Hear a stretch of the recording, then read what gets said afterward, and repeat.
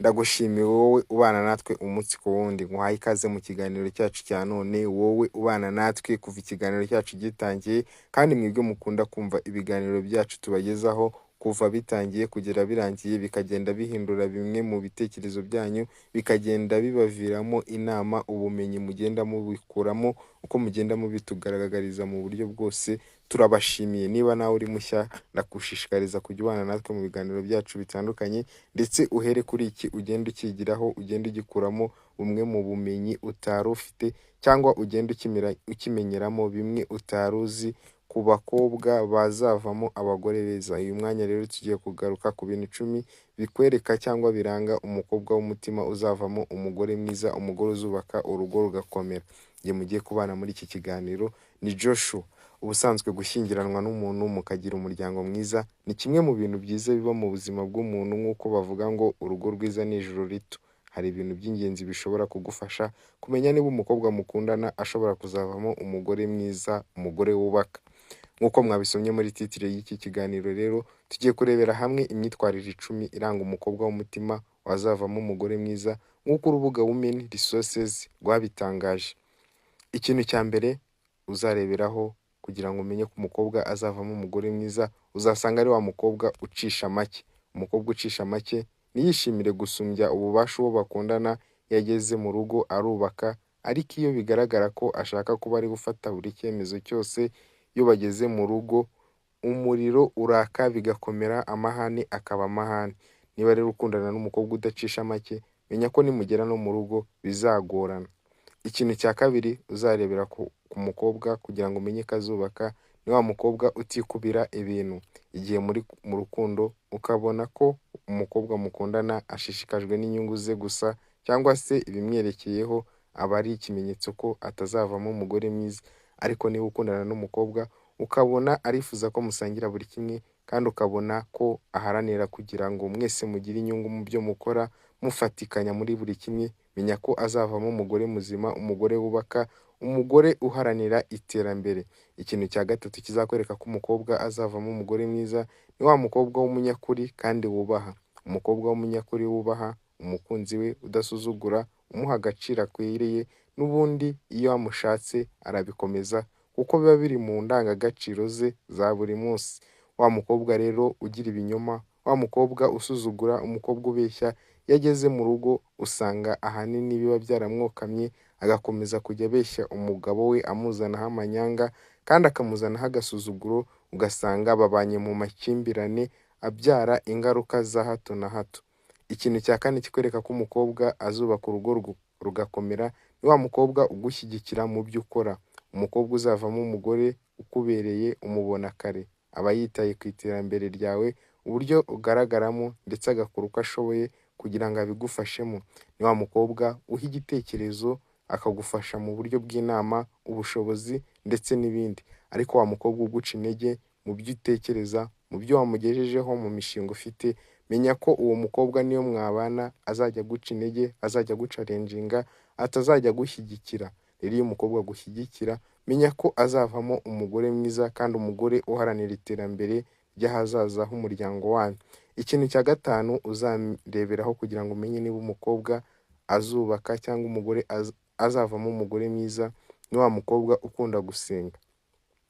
Umuntu wiyambaza Imana, uyubaha, amenya n'uburyo afata abantu. Iyo rero ushatse umuntu utarigeze abimenya, usanga ntacyo atinya kuri we, nta kirazira agira, nta ndangagaciro, ntacyo atinya. Mbese umuntu udatinya Imana, umuntu udatinya abantu bari kumwe, ntabwo yakubaha Imana. Ariko niba ubona umukobwa akunda gusenga, menya ko wubashye Imana, yubaha n'abantu yaremye, akabaha agaciro, ndetse akagenda atinya bimwe mu byaha kubera gutinya Imana no kuyizera, kuko Imana iba imureba kandi Imana ibera hose icyarimwe. Umukobwa rero udasenga uzamutinye kandi uzamwubahe, kuko mu rugo ashobora kuzakwihinduka bikakurenga.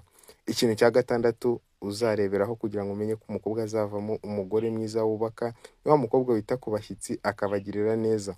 Mbere yo gufata icyemezo cyo gushaka umugore, abasore babanza kugenzura niba uwo mukobwa azashobora kwita ku bashyitsi babasura mu rugo cyangwa babagenderera mu rugo rwabo, kuko mu Kinyarwanda bavuga ngo urugo ni urugendwa kandi na Rugamba Sipiriyani yabivuze ukuri ngo ifuni ibagara ubucuti ni akarenge.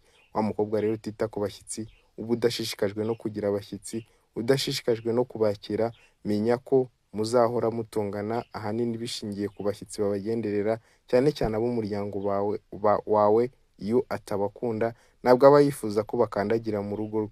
Niba rero ukundana n'umukobwa ukabona ntashishikajwe no kwakira abashyitsi no kubagirira neza, menya ko no mu rugo bizagenda bibabyarira intonganya mu gihe mwagize abashyitsi.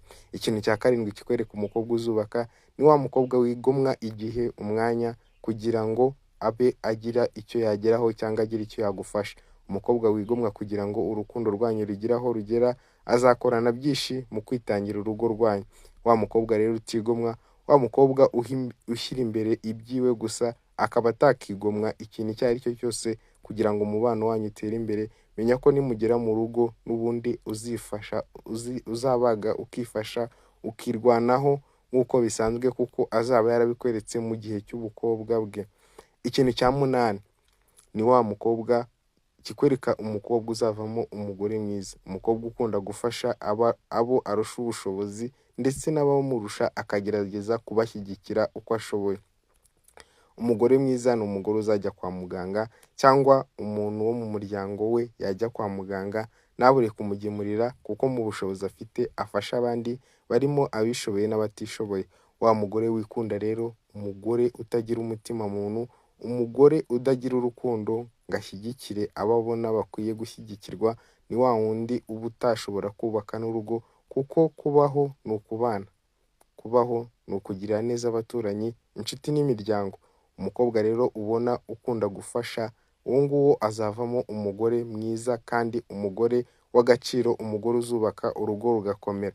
Ikintu cya cyenda uzareberaho kugira ngo umenye ko umukobwa azavamo umugore mwiza, ni wa mukobwa uharanira ibyakubahisha umuntu cyangwa se umusore bakundana. Umugore mwiza aharanira icyahesha umugabo w'ishema mu bandi, akamuvuganira aho bibaye ngombwa. Niyo umugabo we yaba ari mu ikosa rito, umugore mwiza yirinda kumuteza abantu cyangwa kumushyira ku karubanda, gusa akaza guca nyuma bari bonyine nta bandi bantu bahari, akamubwira ngo byagenze neza, akamucyaha ku ikosa yakoze kugira ngo atazarisubiramo. Niba rero ubona umukobwa mukundana ashishikazwa no kukugira inama, menya ko azavamo umugore mwiza, umugore w'agaciro, umugore ufite ahazaza heza, umugore uzakurerera abana akabatoza ikinyabupfura. Ariko niba ubona nawe atakubaha, menya ko nimugera no mu rugo atazakubaha cyangwa ngo akubahishe, kandi nta burere afite azaha abana azabyara. Niba uri umukobwa wigaye, wige kugira ikinyabupfura, kandi ujye wubaha uwo mukundana kugira ngo bizarusheho kugenda neza ubwo muzaba mubanye. Ikintu cya cumi ari nacyo cya nyuma mu byo twabateguriye tugiye kubagezaho, kikwereka ko umukobwa azubaka cyangwa azavamo umugore mwiza, ni wa mukobwa udahuzagurika. Ntabwo umukobwa yavamo umugore mwiza igihe ahuzagurika. Kuba umuntu ukuze mu mutwe nabyo bigira uruhare mu gutuma ahazaza h'urugo rwe hatabamo rwaserera, kuko aba afite ubushobozi bwo guhangana n'uburemere bw'ibibazo urugo rushobora kugira. Wa mukobwa uhura n'ibibazo akagira kwihangana, akagira kunesha, mbese akagira guhozaho ashaka icyakemura ibyo bibazo, ntahuzagurike ngo ajye kunyura mu nzira nyinshi, agira abajyanama benshi. Ibyo ngibyo nabyo birafasha. Bajya bavuga ngo abayigi benshi bayobya imbwa uburari. Iyo umuntu ageze mu bibazo yirinda kugira abajyanama benshi, kuko hagira abamukunda baba bashaka kumugira inama zubaka ndetse n'abashaka kumuyobya. Wa mukobwa rero udahuzagurika, witonda, uba uzi umujyanama we wa nyawe, kandi akubaha inama umusore amugira, ni wa wundi uzagera mu rugo akubaka urugo rugakomera. Reka ngushimire wowe wabanye natwe, wogejeje aho ukidukurikiye. Niba umukunzi wawe ubona ko byose abyujuje, witegure guhirwa n'urugo uzagira. Niba ubona kubona umukobwa wujuje ibi bintu byose bigoye, twandikire muri komenti utubwire ngo biragoye pe, muri iyi si ntabwo uyu mukobwa wamubona. Gusa njyewe nzi ko bakibaho, barahari, cyane cyane abakobwa bubaha, abakobwa bakunda gusenga, abakobwa bubaha Imana, usanga izi ndangagaciro zose bazujuje. Niba nawe ufite ikindi watubwira ubona ukwiye kugenderaho ujya gushaka umugore, bitubwire muri komenti. Kandi niba ubona atabyujuje byose ariko akaba agerageza kugira imwe mu myitwarire agenderaho hamwe no gusenga, byose bizagenda neza. Ugire umugore mwiza uharanira iterambere, ugire umugore ukubaha, utanga amahoro. Kandi reka ngushishikarize kumva ikiganiro giheruka kuri iyi channel kikugaragariza amahoro atangwa n'abantu n'atangwa na Yesu bitandukaniye hehe. Niba ushaka kumenya icyo amahoro icyo ari cyo, genda wumve iki kiganiro kirakunyura kugira ngo urusheho kubana natwe mu buryo bwiza. Wakoze kubana natwe muri iki kiganiro. Niba uri mushya wibuke gukora subscribe ukanda like kugira ngo tujye tubana mu biganiro byacu n'ibi byubaka. Duhurire mu biganiro byacu by'ubutaha. Hasta la vista.